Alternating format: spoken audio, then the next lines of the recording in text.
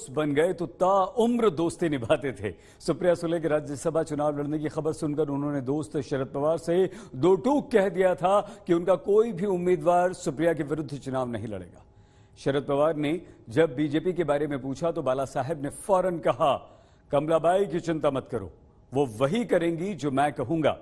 BJP के लिए बाला साहेब का ये कोडवर्ड था, लेकिन सच ये भी है कि उस समय शिवसेना और बीजेपी की दोस्ती अटूट मानी जाती थी। लेकिन दोस्ती टूटी तो उद्धव ने भले ही नए साथी तलाश लिए, लेकिन परीक्षा कम नहीं हुई उनकी। हिंदू हृदय सम्राट शिवसेना प्रमुख बाळासाहेब ठाकरे त्यांनी धमकी दिली आहे की आम्ही मिरवणूक जाऊन देणार नाही, काढून देणार नाही। आता जर हिंदू धर्माच्या विरोधात कोण उभे राहील तर त्याला त्याचं जळून आम्ही भस्म केल्याशिवाय राहणार नाही। हिंदुस्तानात हिंदू राष्ट्र नसेल तर काय पाकिस्तानात? बाला साहेब ठाकरे के जिस दहाड़ते अंदाज ने उन्हें प्रशंसकों के बीच महाराष्ट्र का शेर बनाया, क्या उनकी विरासत संभाल रहे उद्धव अब अस्तित्व की लड़ाई लड़ रहे हैं?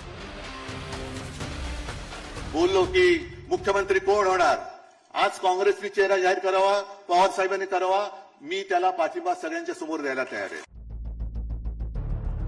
प्रेमाने आलिंगन द्या, आम्ही प्रेमाने आलिंगन देऊ, पण जर पाठीत वार कराल तर वाघ नख कशी दिसतात, काढता येतात, हे एकदा छत्रपती शिवाजी महाराजांनी आम्हाला शिकवलेलं आहे। तो हात आम्ही जागेवर ठेवणार नाही। चूंकि महाराष्ट्र में विधानसभा चुनावों की आहट के बीच उद्धव ठाकरे अब हर कीमत पर बीजेपी को सबक सिखाना चाहते हैं और इसके लिए वो मुख्यमंत्री पद की कुर्सी से समझौता करने को भी तैयार हैं।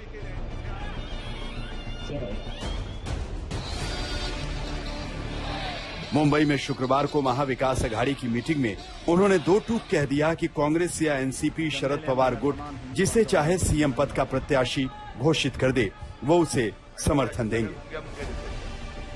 बोललो की मुख्यमंत्री कोण होणार, आज काँग्रेसने चेहरा जाहीर करावा, पवार साहेबांनी करावा, मी त्याला पाठिंबा सगळ्यांच्या समोर द्यायला तयार आहे।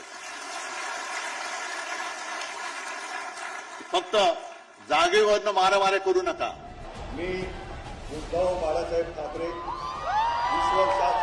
शपथ घेतो की। दिलचस्प है कि 2019 में उद्धव ने सीएम पद को ही नाक का सवाल बना लिया था और इसी सीएम पद के लालच में एकनाथ शिंदे ने भी पार्टी में बगावत की। लेकिन अब उद्धव पद नहीं सम्मान चाहते हैं, तो वजह साफ है। पहली वजह ये कि उन्हें मालूम है कि बीजेपी महाराष्ट्र में जितना बढ़ेगी वो उद्धव का वोट शेयर करेगी, और दूसरी वजह ये कि महाराष्ट्र चुनाव उद्धव के करियर का सबसे बड़ा इम्तिहान है, जहां उन्हें कांग्रेस और शरद पवार की एनसीपी का साथ देते हुए सबसे ज्यादा सीट हासिल करके दिखाना है।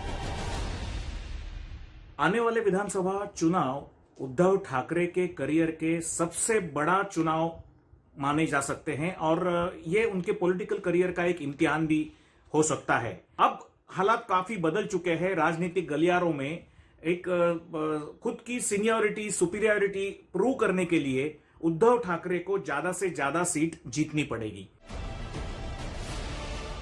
तो क्या उद्धव ठाकरे की सियासी कहानी अब उस मोड़ पर है जहां पहली बार ठाकरे सरनेम की इज्जत दांव पर लगी है?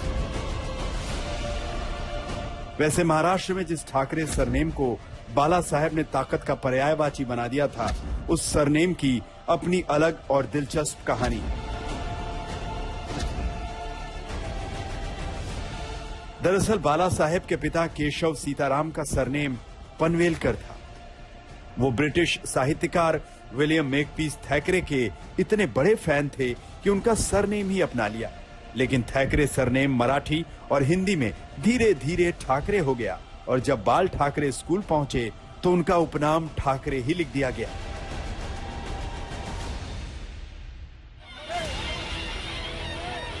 इसी ठाकरे उपनाम की सम्मान की लड़ाई अब उद्धव लड़ रहे हैं, क्योंकि बाला साहेब के रहते हुए ऐसा नहीं हुआ कि बीजेपी ने उनकी ना सुनी हो या उन्हें पीछे धकेलने की कोशिश हुई हो।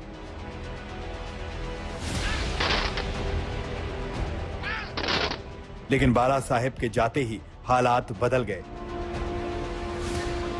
क्योंकि जिस वक्त नरेंद्र मोदी के नाम का ऐलान पीएम पद के लिए हुआ, तब पार्टी अध्यक्ष राजनाथ सिंह ने उद्धव ठाकरे को पहले सूचित किया था और उद्धव ठाकरे चाहते थे कि उनके अध्यक्ष रहते हुए ही 2014 का महाराष्ट्र विधानसभा चुनाव हो, लेकिन ऐसा हुआ नहीं। राजनाथ जी तब अध्यक्ष थे, तो उन्होंने रिश्ता बनाए रखा था अच्छी तरीके से, और मैंने उनको केंद्र में सरकार बनने के बाद विनती भी की थी। मैंने कहा राजनाथ जी, आप कृपा कर महाराष्ट्र के चुनाव होते समय तक आप अध्यक्ष बने रहे।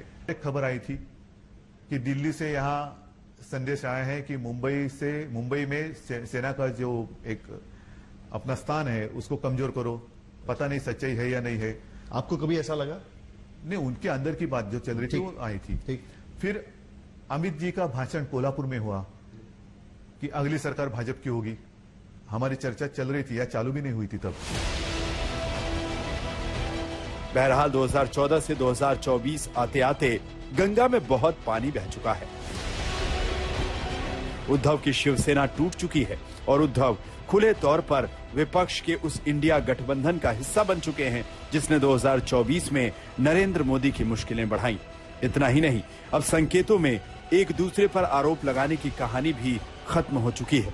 बीजेपी और उद्धव दोनों एक दूसरे के सियासी दुश्मन के तौर पर आमने सामने हैं। उन्होंने मेरा धनुष्यबाण छीन लिया। अब खुद प्रभु रामचंद्र मेरे साथ आ गए।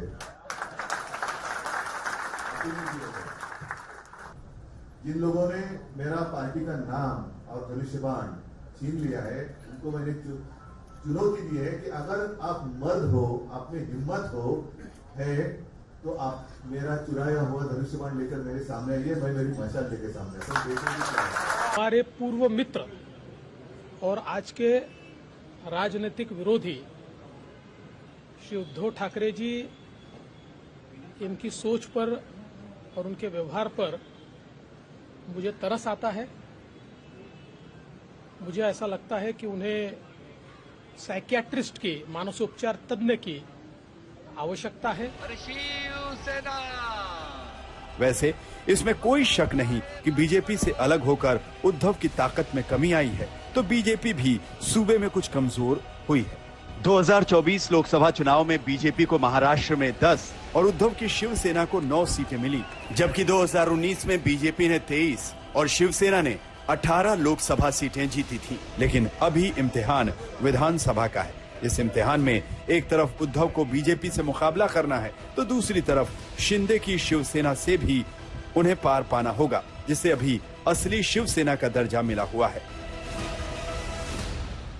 जो ग्रासरूट के कार्यकर्ता हैं, उन्हें तो आज की तारीख में उद्धव ठाकरे की शिवसेना ये असली शिवसेना लगती है, और जो चुनकर गए विधायक एकनाथ शिंदे के साथ गए हैं, 42 या 44 जो विधायक हैं, उनको लगता है कि उद्धव ठाकरे की जो वर्किंग स्टाइल थी वो अच्छी नहीं थी, वो लोगों के काम नहीं होते थे। बहरहाल 64 साल के उद्धव ठाकरे अब बेटे आदित्य के साथ इस जंग में उतरने जा रहे हैं, जिसमें कामयाबी मिली तो कहानी का हर मोड़ वो निर्धारित करेंगे, लेकिन अगर नाकामी मिली तो सिर पर क्लाइमैक्स का खतरा मंडराने लगेगा। मोदींनी स्वतः सभेमध्ये सांगितलंय या प्रज्वल रेवंडे। आज तक ब्यूरो।